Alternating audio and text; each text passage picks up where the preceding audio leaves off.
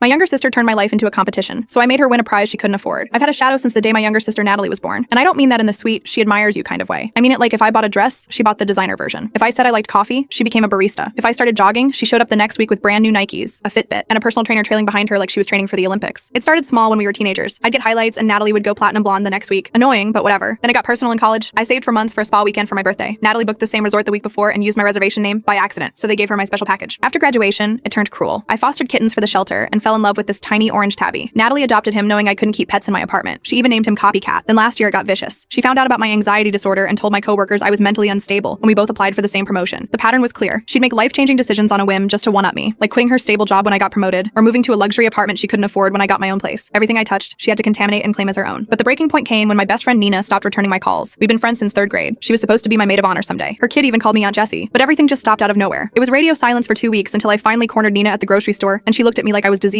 Turns out Natalie had been feeding her stories for months about how I talked behind her back and tried to sabotage her marriage. Complete fabrications with just enough twisted truth to sound believable. Nina believed every word. The kicker was Natalie had already wormed her way in as the replacement best friend. She even became the godmother for Nina's second child, a role she had promised me since the day she found out she was pregnant. I went home that night and cried until I threw up. Then I got mad. Then I got smart. If Natalie wanted to copy everything I did, I'd give her something worth copying, something she couldn't undo. I started posting about feeling broody and creating Pinterest boards full of nursery ideas. At Sunday dinner, I mentioned researching fertility clinics for single mothers. Natalie's eyes locked onto me like a hawk. Over the next month, I escalated perfectly. I'd post an ultrasound photo from Google, then quickly delete it. I talked about morning sickness and being scared but excited. I left a fake pregnancy test box in our parents' trash, knowing she always snooped. I never directly said I was pregnant, just let her draw her own conclusions. I knew her weakness was being so obsessed with beating me to every milestone. She never stopped to think if she actually wanted what I had. The trap worked better than I imagined. Within 3 weeks, Natalie announced at a family dinner that she was pregnant. My parents nearly choked on their pot roast. She spun this whole story about wanting to experience motherhood and how the right guy might come along eventually, but she couldn't wait anymore. The truth came out later when Natalie drunk texted me at 2 a.m. begging for advice. Turns out she'd gone to 3 different bars until she found some random guy who looked decent enough and lied about being on birth control. She literally got pregnant from a one-night stand with a stranger whose last name she didn't even know just to beat me to motherhood. I waited until she was past the point of no return, 12 weeks pregnant, and had announced it on social media, then posted on Facebook that my pregnancy was a false alarm and I decided to wait a few years after all. Sometimes the best decision is knowing when you're not ready. Natalie called me screaming. Actually screaming. I could hear her hyperventilating through the phone. She was pregnant with a stranger's baby. The guy had blocked her number when she told him. She had no plan, no partner, no preparation, just a positive pregnancy test and a competitive streak that had finally gone too far. She begged me to help her figure out what to do. She cried that she wasn't ready and didn't even like kids that much. She admitted she only did it because she couldn't let me have something first. I told her I had to go and hung up. Natalie had the baby 7 months later and moved back with our parents. Her Instagram going from designer bags to diaper blowouts overnight. She tells everyone I tricked her but can't explain why she got pregnant with a stranger just 3 weeks after my supposed announcement. I moved across the country and finally learned what it felt like to live without a shadow. She wanted to be me so badly she forgot to ask if my life was even real.